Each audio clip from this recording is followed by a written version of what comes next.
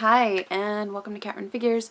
I'm your host, Caitlin, and today I have a comic review for you guys. So, Radically Rearranged Ronin Ragdolls. Issue 1 came out, and this is actually a companion book to go along with Drawing Blood, which also came out today. I would highly suggest, if you haven't already picked up Drawing Blood, or you haven't watched my review for Drawing Blood, I would highly suggest that you watch this or read this comic before reading this one. But it doesn't really matter. You don't necessarily have to know, but you know, they do kind of tie in with each other, so I do appreciate that. So this is a brand new project from Kevin Eastman, because you know, he no longer has the rights necessarily to TMNT, but yeah, we have Radically Rearranged Ronin Ragdolls. Yeah, that's right. Think about that real hard. Alright, so diving on into the comic the way we always do, we get to see a dark, shadowy night, and the Ragdolls are hunting for dogs. So we do actually meet our ragdoll characters. It is a group of 3 female ragdoll cats, which pretty awesome throughout. I love this art. It is amazing. Very dynamic. Definitely a lot of love and a lot of homages to TMNT, but you know, same creator, so it's gonna happen. But we do get to see a bit of a fight sequence. So the Ragdolls are attempting to take down the dogs in order to stop them from selling and distributing a formula known as Rambo. It is called Rambo on the street because that is how people feel after they use it. But it's also believed that that can poison people, so you know, it's dangerous. The Ragdolls are trying to do their part to get it off the streets, and I gotta tell you, the fight sequences throughout, I loved it. So definitely a fan of that. And there is the ominous, evil, like, overlord of the dogs, which is the, I believe it's the Overdog they refer to him as. But definitely kind of cool there. So like I said, in this instance, where it's kind of opposite of the turtles, in this instance it's 3 of them. They're cats, they're not turtles, and they're all female in this. So definitely interested to see the differences as it goes on from there. But you know, pretty cool. So one of the quote-unquote dogs, because you know, it's the dogs instead of the Foot Clan, and this one of the dogs manages to escape the fight, and the leader of it, who is Tezuka? I'm gonna butcher these names, just saying. So Tezuka goes and chases after the dog, and of course, you know, daylight is kind of dangerous. They do lurk in the shadows. They do try to fight at night. But as the other 2 sisters are attempting to make their way home, they do run in on a bully situation where some brutes have a kid pinned with a knife in his face. Well, not in his face, but like to his face. You know, they want him to do something. This kid's scared. So they do step in, and they're pretty proud of themselves, making pretty quick work of these thugs and everything. They're like, oh yeah, we got this. No one even saw us. And then they turn around and see the kid's looking right at them. So, oops. I do love the fact that they actually do high paws and they say cool beans, because yeah, it's kind of adorable in its own right. But one of my favorite panels throughout is right here, where you see Tezuka up at the top, Bannister just looking down and actually spying on this, you know, free dog that's trying to get away. It's a guy in this gang. And it's just, it's a little too convenient that he happens to be on a payphone talking to the overlord of this gang, and he happens to have all this information about where this big drug drop is going to happen of Rambo, and exactly where everyone's going to be, and this and that, and exactly the time. It was like, maybe a light bulb should be popping up there, but Tezuka is definitely going to take this at face value, and she's pretty proud of herself, as you can see there in that panel. She fully believes that she has just found the golden ticket. She's going to take down all of the dogs, and she and her sisters are going to finally beat this thing. So back at the Ragdolls' home, we actually meet their mother, which on the instance here, it's not a mutated rodent. It's actually a human woman who runs a local sushi restaurant. And of course, she's scolding her daughters over breaking their first rule that they're never supposed to be seen. But the reason why they have to tell their mom they were seen is because they brought the boy home with them. You see, he's not talking to anyone. He just seems a little shell-shocked. And of course, that's when their older sister shows up, Tezuka, in order to scold her sisters and to try to fix the problem. As you can see here, this kid, he's not having it. He's just eating his crunchy cereal. And he's like, these frickin' talking cats, man. These frickin' talking cats. But ultimately, they do decide that they're going to have to take care of this kid, at least for the time being. Just, he's very shell-shocked at all of this. And they decide that they're going to make him comfy. They're going to have a little sleepover. Right? So we get the turtle lair in the sewers in TMNT. Well, we get the ragdoll, I guess, hangout. And in this, because it's cats, it's scratching posts. And there's like little hiding spots up and this and that. And it's just, it's kind of amazing. I love their little hideout that's attached to the sushi restaurant. I do love their home.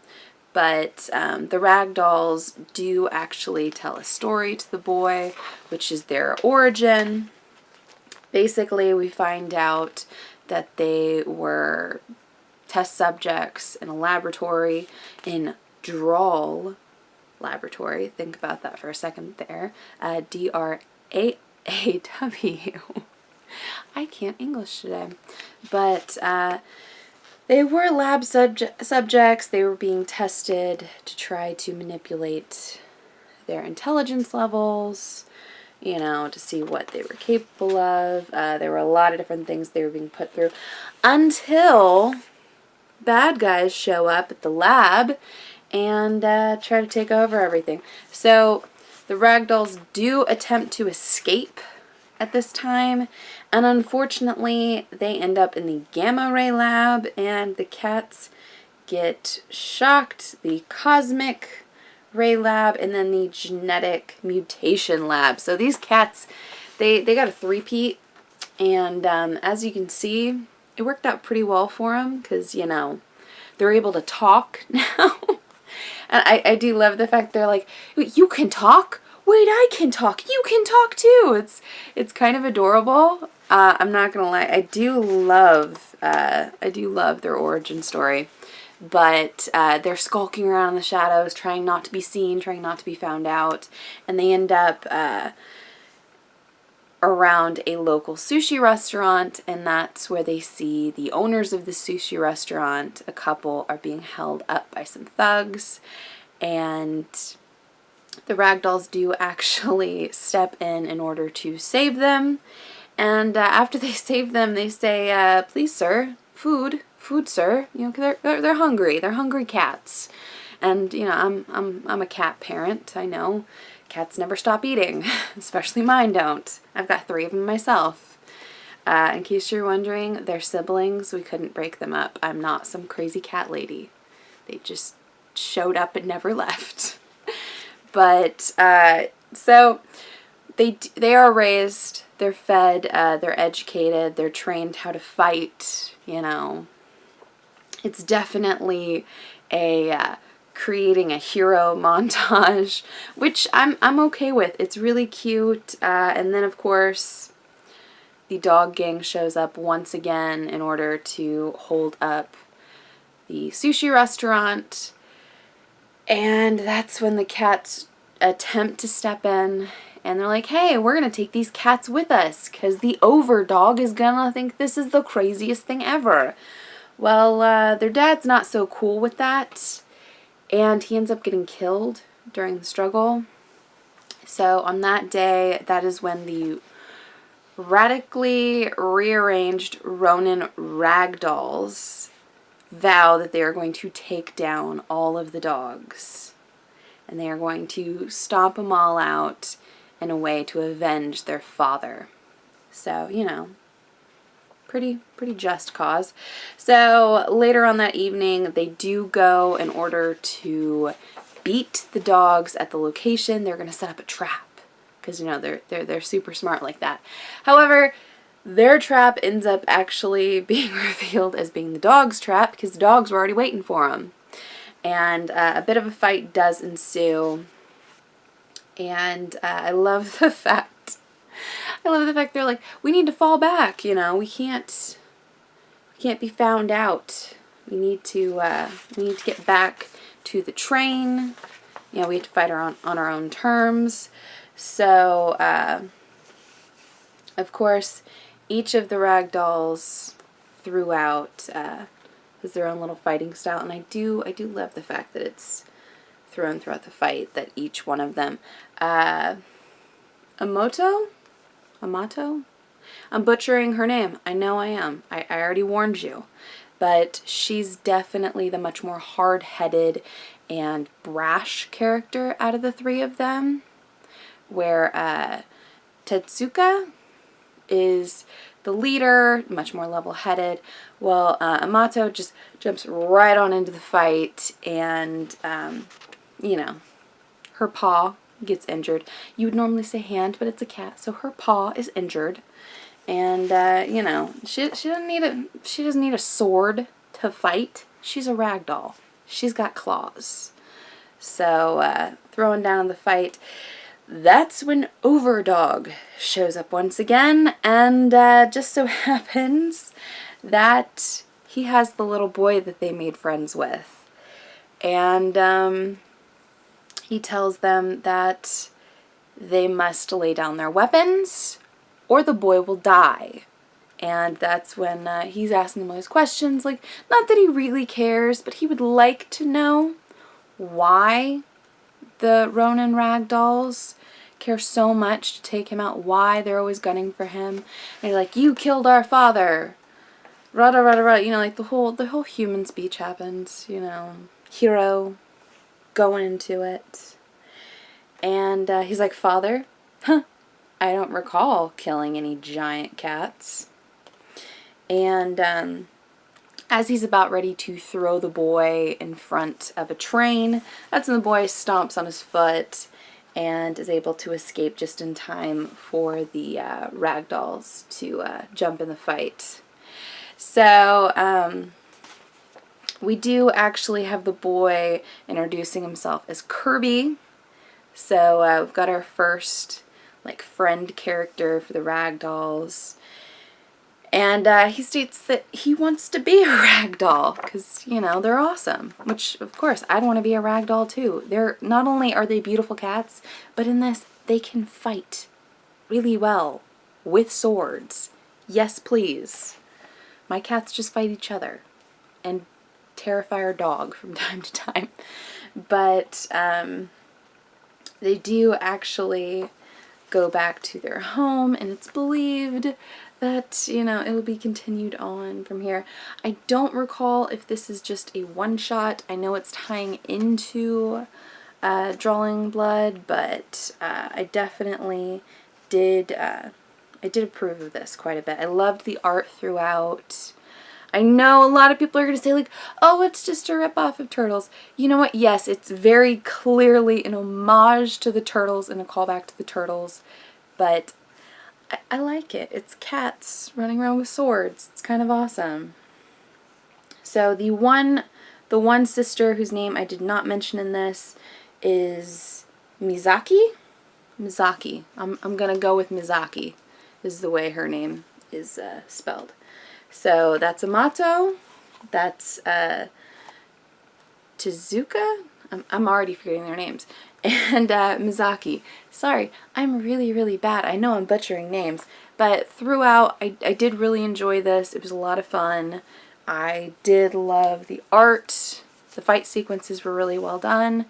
And I would actually like to see more of the radically rearranged Ronin dolls. Ronin Ragdolls. Sorry, this is a long title. We all know how bad I am at remembering long titles. But yeah, that is it for this episode of katrenfigures. Sorry this is a long video, but I tend to ramble. There's cats on the comic. It's cool.